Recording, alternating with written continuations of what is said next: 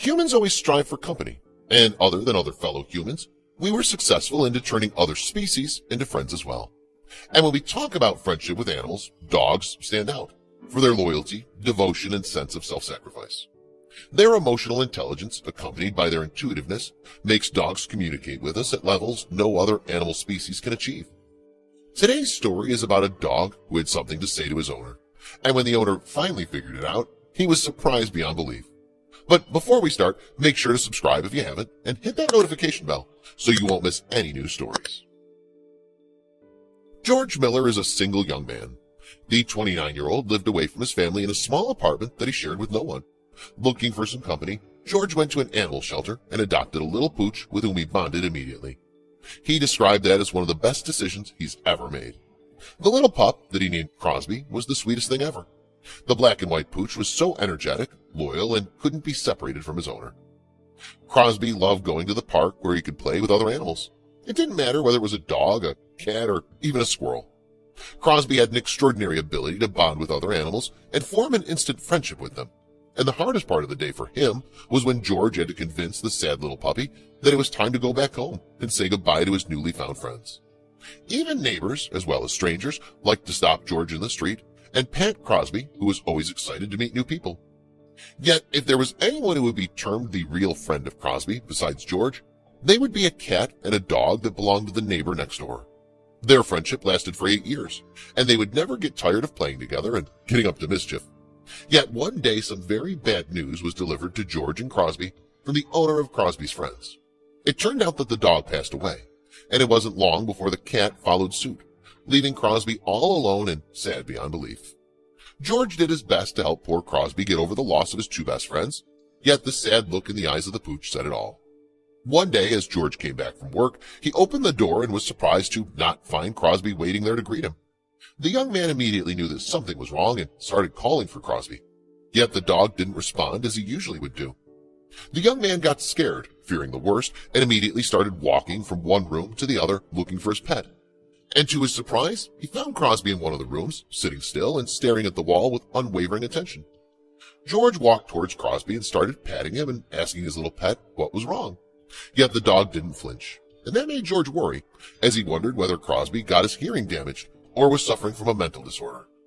George sat there stroking his dog until he snapped out of it and was his usual self again, and the young man sighed in relief as it was finally over, hoping that it was only an incident or the dog's attention was simply captivated by a bug that George didn't see. The following evening was a normal one, as the dog acted normal all the time. Yet in the middle of the night, George got thirsty and he walked to the kitchen for a glass of water. Yet he was surprised to find Crosby sitting in the dark, looking at the same spot that he was looking at earlier that day. The dog was so focused on one single spot and seemed so sad.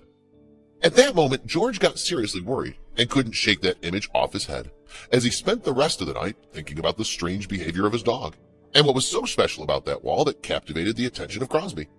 Determined to find out what was the matter with his pet, George left his apartment early the following morning and drove to the nearest Walmart and grabbed a security camera with night vision. Then he installed the camera opposite the wall Crosby was staring at. Then he said goodbye to his pet and left for work. George left the camera there for a couple of days, and whenever he checked the footage, he noticed something strange. Crosby hanged around that wall when George was out, but the dog would only sit in that spot and stare at the wall in that way when George entered the room. George spent hours thinking about the reason for which his dog would do that. Was the dog trying to tell him something? Or Crosby was just trying to mess with his owner? After a while, George knew that the only way to find out is by taking action, and so he walked to the wall and started feeling around it, trying to detect anything strange about it. As he was doing so, Crosby started moving around him playfully and barking, as if encouraging him to do something George couldn't understand. Crosby wasn't that excited since his two friends passed away. George noticed that and decided to examine the wall even more carefully. And when he placed his head against the wall, he heard something like a movement and froze in his place, wondering what might that be. George looked with his eyes wide, full of surprise, as Crosby was trying to tell him about that all along. As George passed his hand over the wall, a loose piece of wood paneling at the base of the wall fell over, revealing a fist-sized hole in the wall. The young man put an old glove on. Then he took a deep breath, then carefully inserted his hand in the hole and started feeling around. With every movement, he could feel cold crumbs of plaster and isolation crumbling, and there was a thick layer of humid dirt at the base of the wall. As the small hole didn't allow him to inspect a large area, George widened the hole and tried to reach deeper in different directions as the sound coming from within the wall got a bit louder and clearer. And just as his arm was almost shoulder deep, his hand brushed against something small and soft. And at that moment, Crosby let out a high-pitched whine as if encouraging his owner to continue. It took him quite a lot of courage, but George reached for and grabbed it, and then carefully pulled it out to see what it was. George's heart dropped when he found out that it was a little kitten that mysteriously got into the paneling that separated the rooms, and Crosby couldn't be happier as he gingerly hopped around his owner, excitedly barking. George stood there looking at the dust-coated kitten, wondering how it got there. Yet what surprised George even more was the striking resemblance between the little kitten and Crosby's cat friend that passed away a few weeks earlier. George instantly suspected that it had to be Crosby who brought the cat into the house somehow. Yet even if the pooch did so, how did the cat end up in the paneling was simply beyond George, who took the cat to the washing basin to clean it from all the dust that completely covered it. Well, Crosby was around him all the time, wagging his tail wildly and looking so pleased with himself. The kitten was a few weeks old, and George hoped that he'd be able to find her owner, because the little animal apparently still needed the care of its mother, and the young man had no idea how to care for it. George went from door to door asking his neighbors if they knew the owner of the cat, but no one claimed it except for one neighbor who said that it was a stray kitten that he saw roaming in the neighborhood that week. Not knowing what to do, George took the kitten to the vet, who examined her, and besides being malnourished, the little kitten was in good condition. Then the vet scanned the kitten for a microchip, but she had none. At that moment, George told the vet that he was going to place the kitten in a local animal shelter, but the vet advised him against that, saying that the local shelter had hundreds of cats already, and no one seems interested in adopting them, and if the little cat ends up there, it would eventually be put to sleep. Though George never really wanted a cat, he couldn't take her to the shelter, knowing that she would eventually be killed, and so he decided to keep it until he could find a home for it. During the time the little cat spent at George's apartment, Crosby seemed so happy being the goofy, playful pooch that he used to be, as he enjoyed the company of the little cat and took care of it. Crosby even allowed the little cat to nest herself deep in its long fur to sleep, and didn't mind letting her use his body as a scratching post.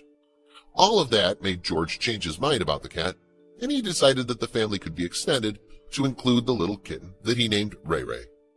That decision made Crosby the happiest dog in the universe, and Ray Ray was inseparable from the goofy, caring dog that she hung out with all day long anyway.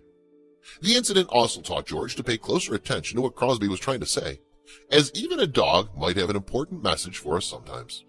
Another lesson from this story is that there are millions of animals locked in animal shelters all around the world, looking for a loving family before being put down. So consider adopting one of these loving and devoted friends.